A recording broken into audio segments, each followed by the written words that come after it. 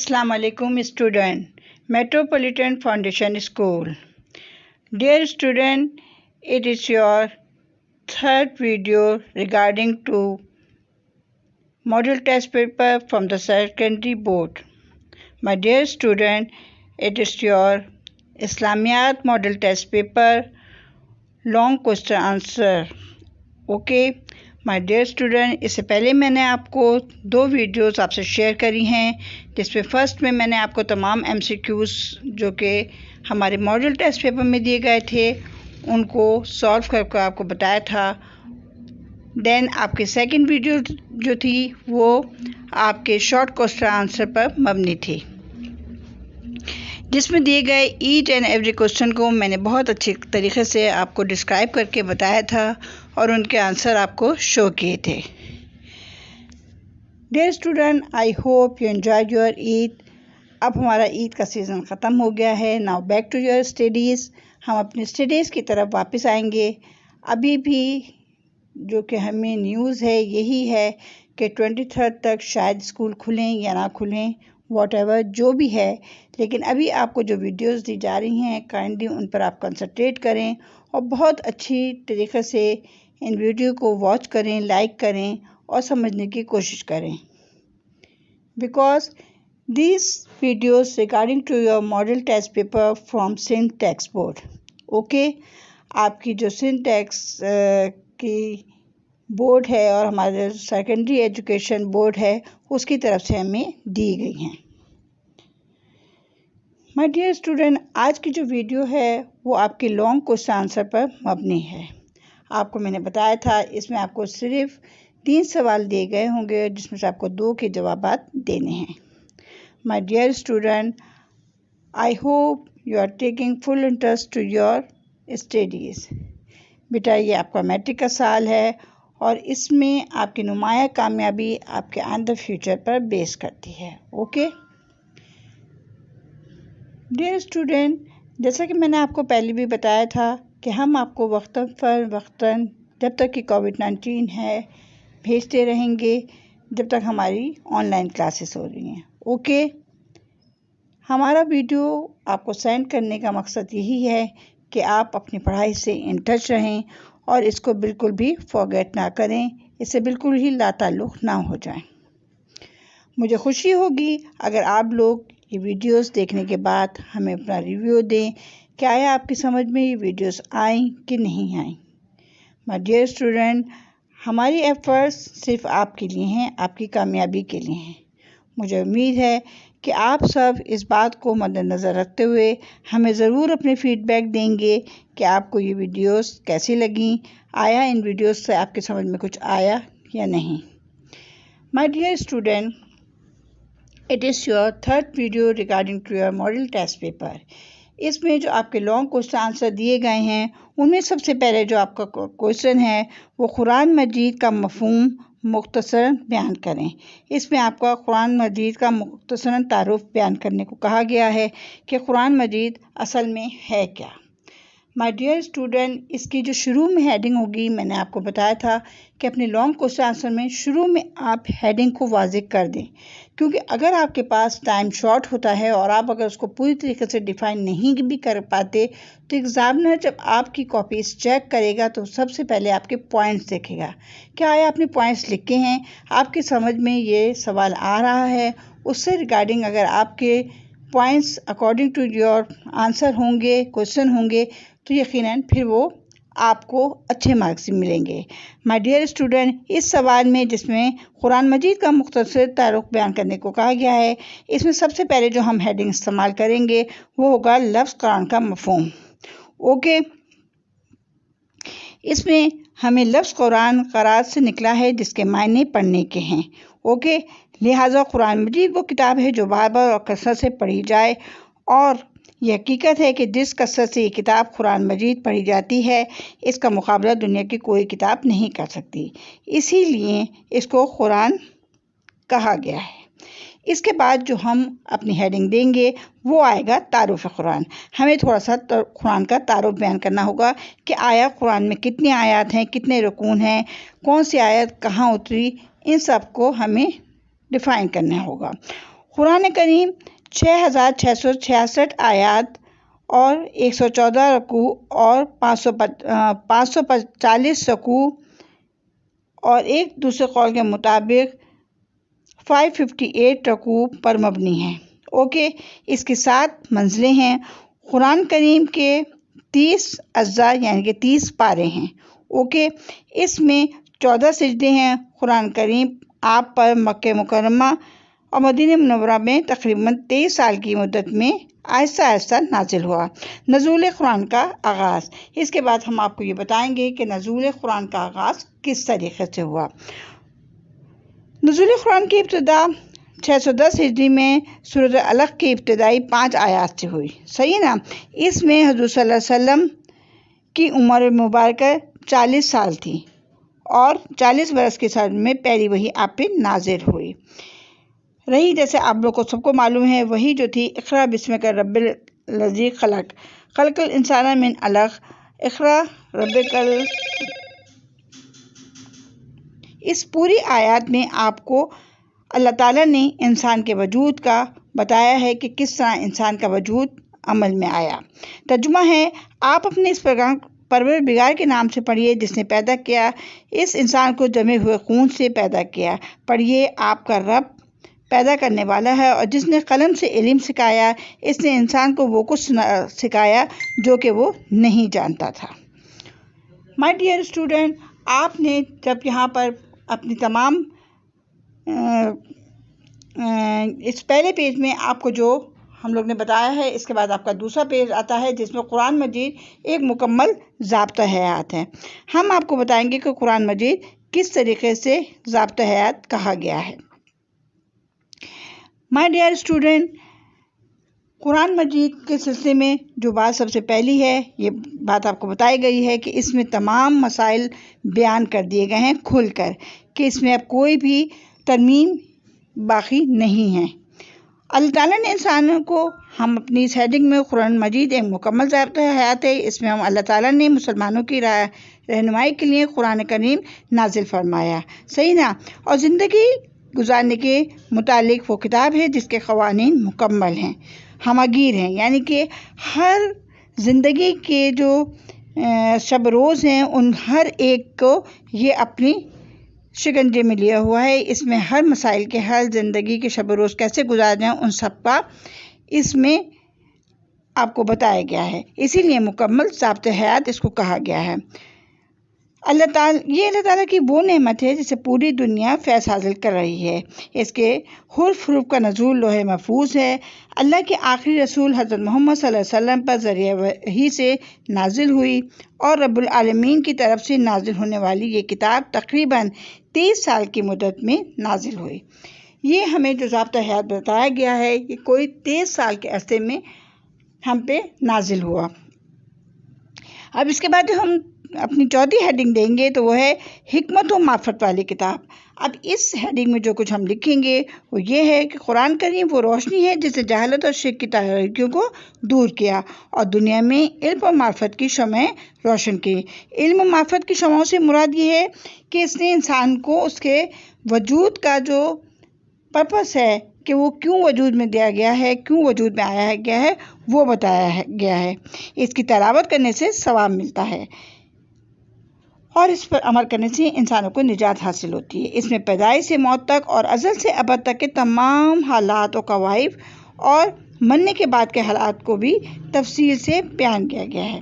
یہ حکمت والی کتاب ہے اور اس میں تمام ہمیں اپنی جو بھی مشکلات ہیں ان کے بارے میں بتا دیا گیا ہے۔ ہدایت دینے اور دلوں کو متاثر کرنے والی کتاب۔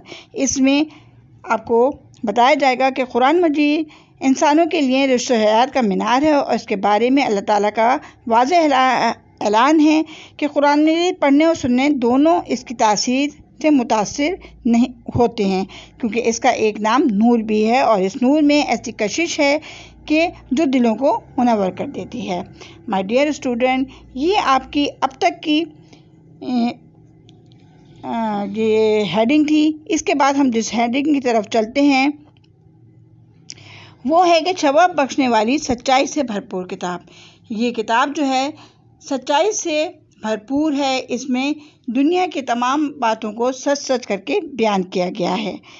اس میں بیان کیا گیا ہے کہ قرآن کریم جسم اور روح اور نفسیاتی بیماریوں سے نجات دلا کر انسان کو ہر لحاظ سے صحت مند بنانے والی کتاب ہے۔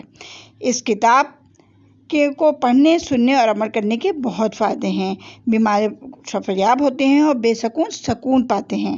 اللہ تعالیٰ نے فرمایا ہے ترجمہ، اور ہم قرآن میں وہ نازل فرماتے ہیں جو اہل ایمان کے لیے باعث شفا اور رحمت ہے، یعنی کہ ہم اس کو جس قدر پڑھیں گے ہمیں شفا حاصل ہوگی اور ہم پہ رحمت اللہ تعالیٰ کی برسے گی۔ قرآن کریم اللہ تعالیٰ کا وہ کلام ہے جو تمام غلطیوں اور خامیوں سے پاک ہے۔ قرآن کریم نے کئی بار قیامت تک کے لیے تمام انصر جن کو کھلا چیلنج پیش کیا ہے کہ اگر انہیں اس کتاب کے بارے میں کوئی شک و شبہ ہے تو اس کی کوئی ایک مثال لے کر آئیں۔ اللہ تعالیٰ فرماتے ہیں کہ اے رسول آپ کہہ دیجئے کہ اگر انس و جن سب مل کر بھی قرآن کریم جیسا کلام بنانا چاہیں تو وہ نہ بنا سکیں گے۔ ہماری کتاب بہت زیادہ عظمت والی ہے اور ایک سچی کتاب ہے جو کہ اللہ تعالیٰ کی طرف سے ہمارے آخری نبی صلی اللہ علیہ وسلم پر اتری، اور یہاں پر تمام ضابطہ حیات مکمل ہو گیا۔ اس کے بعد کسی کتاب کا اس دنیا میں آنا ناممکن ترین بات ہے۔ مائی ڈیئر اسٹوڈنٹ، اس کے بعد جو ہم ہیڈنگ لکھیں گے عزت اور عظمت ادا کرنے والی کتاب۔ یہ کتاب جو ہے عزت اور عظمت ادا کرنے والی کتاب ہے۔ تاریخ گواہ ہے کہ جس دور میں بھی مسلمانوں نے قرآن کریم سے رہنمائی حاصل کی اور اس کی باتوں پر سچے دل سے عمل کیا، وہ ان کے لیے سنہری دور بن گیا۔ کامیابی ان کا مقدر بن گئی۔ قرآن کریم دین اور دنیا میں کامیابی کے لیے مکمل ضمانت دینے والی کتاب ہے۔ مائی ڈیئر اسٹوڈنٹ، آپ کو یہاں پر قرآن کریم کا مکمل طور پہ تعارف بیان کر دیا گیا۔ اب ہم دوسرے سوال کی طرف آتے ہیں۔ اس میں بیان کیا گیا ہے کہ حدیث کی روشنی میں آپ بتائیں گے تعلیم کی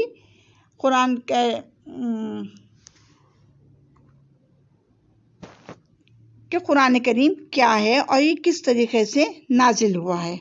مائی ڈیئر اسٹوڈنٹ، ہم تو اپنے سوال کو یہیں پر ختم کرتے ہیں۔ اس کے بعد جو ہمارا دوسرا سوال ہوگا وہ ہے قرآن کریم کی کسی ایک آیت کے حوالے سے ختم نبوت کا مفہوم واضح کریں کہ ختم نبوت کیا ہے۔ اس کی جو ہم پہلی ہیڈنگ دیں گے وہ ختم نبوت کے بارے میں ہوگی کہ ختم نبوت کیا ہے، یعنی کہ ہمارے حضور صلی اللہ علیہ وسلم پر نبوت جو ہے وہ ختم ہو گئی۔ ختم نبوت کا عقیدہ اسلام کے بنیادی عقائد میں سے ہے۔ ظاہری بات ہے کہ اللہ تعالیٰ کے یہ آخری نبی ہیں، یہ ہم دل و جان سے مانتے ہیں، تبھی ہم ایک سچے مسلمان قرار پاتے ہیں کہ حضرت محمد خاتم النبیین ہیں، یعنی کہ آپ اللہ تعالیٰ کے آخری نبی ہیں اور رسول ہیں۔ نبوت رسول کی ذات پر ختم کر دی گئی ہے اور آپ کے بعد کوئی نبی یا رسول آنے والا نہیں ہے۔ جو شخص ختم نبوت پر ایمان نہیں رکھتا وہ دار اسلام سے خارج ہے۔ یہ ہمارا پہلا پوائنٹ ہوگا کہ قرآن کریم سے ختم نبوت کو ہم کس طرح واضح کریں گے۔ سب سے پہلے ہم نے مفہوم بیان کیا، اس کے بعد ہم آتے ہیں قرآن کی روشنی میں عقیدہ نبوت، یعنی کہ قرآن ختم نبوت کے بارے میں کیا فرماتا ہے۔ اللہ تعالیٰ فرماتے ہیں محمد تم میں سے کسی مرد کے باپ نہیں بلکہ وہ اللہ تعالیٰ کے رسول اور آخری نبی ہیں۔ اوکے، پھر اللہ تعالیٰ کا ایک اور جگہ بیان ہے کہ آج میں تمہارے لیے دین مکمل کر دیا، تم پر اپنی نعمت تمام کر دی۔ مائی ڈیئر اسٹوڈنٹ، یہاں پر جب ہم بات کرتے ہیں ختم نبوت کی تو ظاہری بات ہے کہ یہاں پر ہم ختم نبوت کو مانتے ہیں دل و جان سے، تبھی ہم ایک سچے مسلمان کہلاتے ہیں۔ قرآن کریم نے واضح مثال دے دی ہے یہاں پر کہ آج اللہ تعالیٰ نے اپنا دین مکمل کر دیا، یعنی کہ اس کے بعد کوئی دوسرا نبی نہیں آئے گا، اس پہ کوئی کتاب نہیں اتاری جائے گی۔ یہ قرآن مجید رہتی دنیا تک کے لیے ایک واضح مثال ہے اور حضور صلی اللہ علیہ وسلم ہمارے آخری نبی ہیں۔ اس کے بعد کا جو پوائنٹ ہے اس میں ہم واضح کریں گے کہ حدیث کی روشنی میں عقیدہ نبوت ختم نبوت کیا ہے۔ حدیث کی روشنی میں جب یہ واضح کیا جائے گا کہ ختم نبوت کیا ہے تو سب سے پہلے جو ہم واضح کریں گے وہ یہ ہے کہ خاتم النبیین حضرت محمد نے کئی بار مختلف الفاظ اور انداز میں واضح طور پر یہ ذہن نشین کرا دیا ہے کہ وہ آخری نبی ہیں اور رسول ہیں اور ان کے بعد کوئی بھی نبی یا رسول نہیں آئے گا۔ اس کے بارے میں چند حدیثیں ہیں جو کہ میں آپ کو بتاتی ہوں۔ اس میں جو سب سے پہلا پوائنٹ ہے اس میں ہے کہ میں آخری نبی ہوں، میرے بعد کوئی نبی نہیں آئے گا۔ یہ رسول صلی اللہ علیہ وسلم کی ایک حدیث ہے۔ اس کے بعد دوسری حدیث ہے کہ رسالت و نبوت کا سلسلہ ختم ہو گیا، میرے بعد اب نہ کوئی نبی ہے اور نہ ہی کوئی رسول ہے۔ تیسری حدیث جو کہ ختم نبوت کو ظاہر کرتی ہے وہ ہے کہ میری اور مجھ سے پہلے انبیاء کی مثال ایسی ہے جیسے ایک شخص نے ایک عمارت بنائی اور خود حسین و تکمیل بنائی، مگر ایک کونے میں ایک اینٹ کی جگہ چھوڑی ہوئی تھی۔ لوگ اس عمارت کے گرد کھڑے ہو گئے اور اس کی خوبی پر حیرت کرتے، مگر کہتے تھے کہ اس جگہ اینٹ کیوں نہیں رکھی گئی؟ تو وہ اینٹ میں ہوں اور میں خاتم النبیین ہوں، یعنی میرے آنے پر نبوت کی عمارت مکمل ہو چکی اور کوئی باقی نہیں جسے کوئی نبی کہے۔ اس کے بعد عقلی دلائل کی روشنی میں ہم ختم نبوت کو ظاہر کریں گے، بیان کریں گے۔ عقلی دلائل کیا ہیں؟ اب کسی نئی نبی کے عقلاً ضرورت باقی نہیں رہی، کیونکہ کسی نبی یا رسول کے تشریف لانے کی کئی وجوہات اور اسباب ہوتے ہیں۔ اب اس میں کوئی ایک اسباب بھی نہیں باقی، مثلا کوئی ایسی بات نہیں ہے یہاں پر حضور صلی اللہ علیہ وسلم پر آخری کتاب نے سب کچھ بتا دیا، اب کسی نئی بات کو بیان کرنے کی ضرورت باقی نہیں رہی، تو یہ عقلی دلائل کی روشنی میں ہے کہ یہاں پر نبوت تمام ہو گئی۔ محفل میں کسی نئے نبی کی ضرورت کو تسلیم نہیں کرتی۔ مائی ڈیئر اسٹوڈنٹ، یہ آپ کا لاسٹ پوائنٹ تھا جس میں آپ کو بیان کیا گیا کہ کوئی بھی ایسی کتاب نہیں ہے یا جو آپ کو نئے نبی آنے کا بتائے۔ یہاں پر قرآنی دلائل بھی بیان کیے گئے ہیں، ان میں یہ ہے کہ اے لوگوں، تم لوگوں کی طرف رسول بنا کر بھیجا گیا ہوں، یعنی کہ حدیث میں یہ ہے کہ حضور صلی اللہ علیہ وسلم ہماری طرف رسول بنا کر بھیجے گئے ہیں۔ سابقہ تعلیمات رد ہو گئیں یا پھر وہ ناقابل عمل ہیں، یعنی کہ ساری باتیں جو پہلے نبی بھی آئے، ہم بینگ اے مسلم اس بات کو تسلیم کرتے ہیں کہ وہ بھی اللہ تعالیٰ کے بھیجے ہوئے تھے، لیکن حضور صلی اللہ علیہ وسلم پر انہوں نے نبوت تمام کر دی، تو اب ان کی بتائے ہوئے جو طریقے ہیں ہم نے انہی پر اپنے آپ کو چلانا ہے۔ تیسرا سبب جو ہمیں نظر آتا ہے کہ جس سے ہم یہ واضح ہو جاتے ہیں کہ یہاں پر نبوت تمام ہو گئی، وہ ہے تکمیل دین کا اعلان نہ ہوا ہو۔ مطلب تکمیل دین کا اعلان اگر نہ ہوا ہوتا تو بھی ہم یہ سوچتے، لیکن قرآن نے جب واضح طور پہ کہہ دیا ہے تو اب اس میں کسی بھی شک و شبے کی گنجائش باقی نہیں رہی۔ وہ ہم اس قرآنی دلیل سے آپ پہ واضح کرتے ہیں کہ آج ہم نے تمہارے لیے دین مکمل کر دیا اور ہم نے تم پر اپنی نعمتوں کو پورا کر دیا اور تمہارے لیے اسلام کو بطور دین پسند فرمایا۔ مائی ڈیئر اسٹوڈنٹ، قرآن کی یہ دلیل واضح طور پہ بتاتی ہے کہ ختم نبوت ہم پر تمام ہو گئی اور اب کسی بھی نبی کی ضرورت باقی نہیں رہتی۔ مائی ڈیئر اسٹوڈنٹ، قرآنی دلیلوں سے جب ہم بہت اچھی طریقے سے واضح ہو گئے تو ہم پہ اب ختم نبوت کو نہ ماننے کی کوئی وجہ ہی سامنے نہیں آتی، کیونکہ قرآن جب واضح طور پہ یہ بتاتا ہے کہ ہم نے تمہارے لیے دین مکمل کر دیا۔ ظاہر بات ہے جب دین ہمارے اوپر مکمل کر دیا تو یہ قرآن کس پہ نازل ہوئی؟ ساری باتیں حضور صلی اللہ علیہ وسلم پر جو کہ ہمارے آخری نبی ہیں، تو یہاں پر ختم نبوت کو ماننے کی واضح دلیل ہماری سمجھ میں آتی ہے۔ My dear student, I hope आपको ये दूसरा अपना क्वेश्चन समझ में आ गया होगा और आप बहुत अच्छी तरीके से इसको समझ सकेंगे।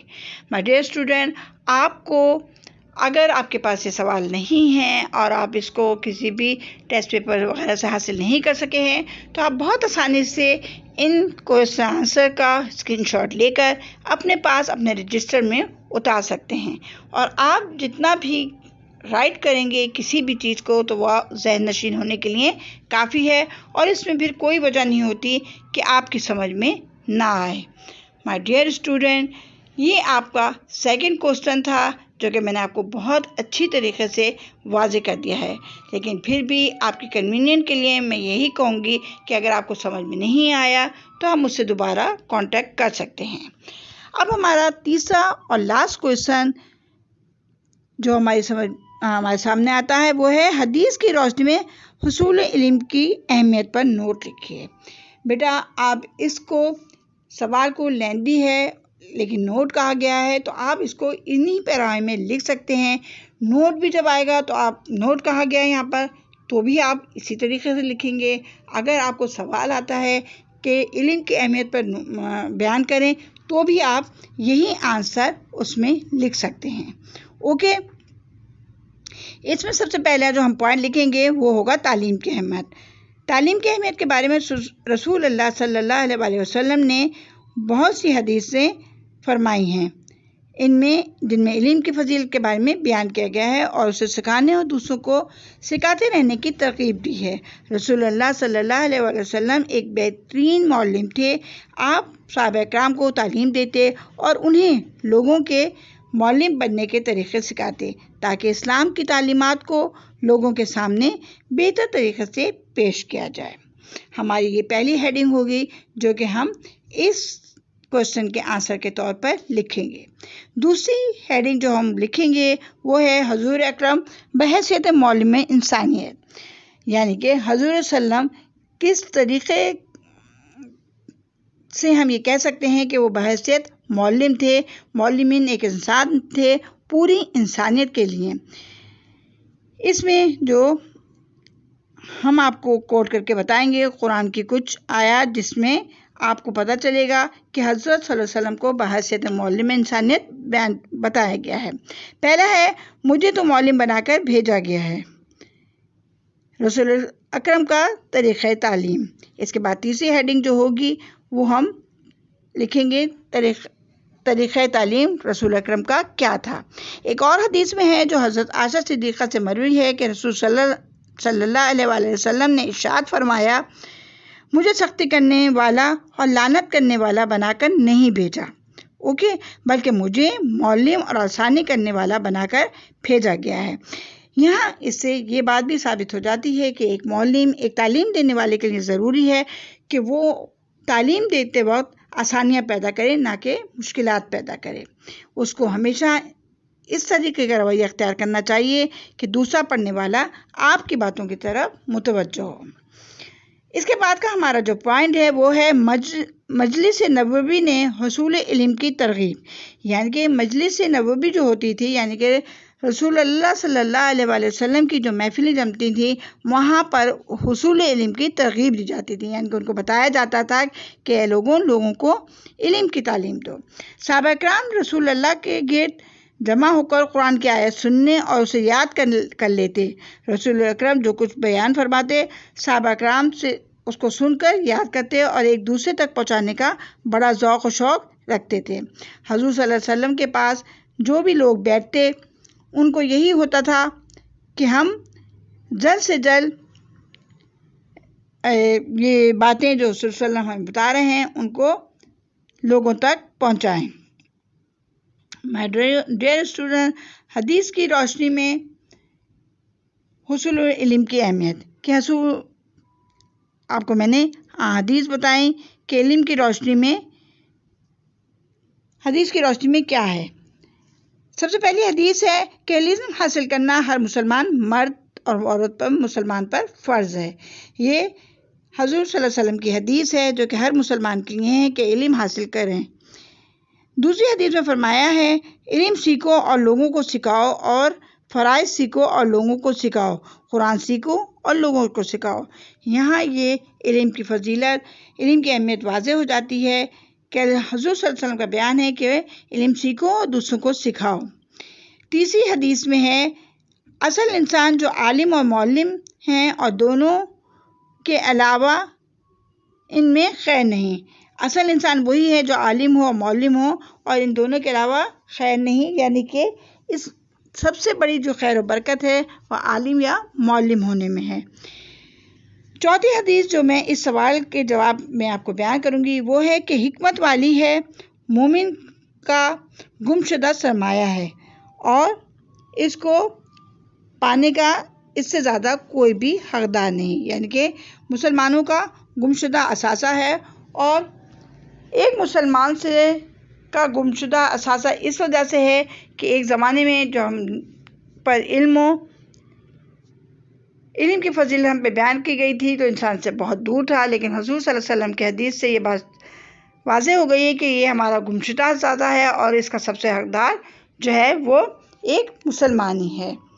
مائی ڈیئر اسٹوڈنٹ، آپ کے یہ پوائنٹس آپ کے لیے آسانی پیدا کریں گے کہ آپ اس سوال کو بہت اچھی طریقے سے آگے ڈیفائن کریں اور بہت اچھی طریقے سے اس کو سولو کریں۔ مائی ڈیئر اسٹوڈنٹ، آپ کو حدیث کی رو میں علم کی فضیلت ہم نے جب بیان کر دی تو یہاں پر آپ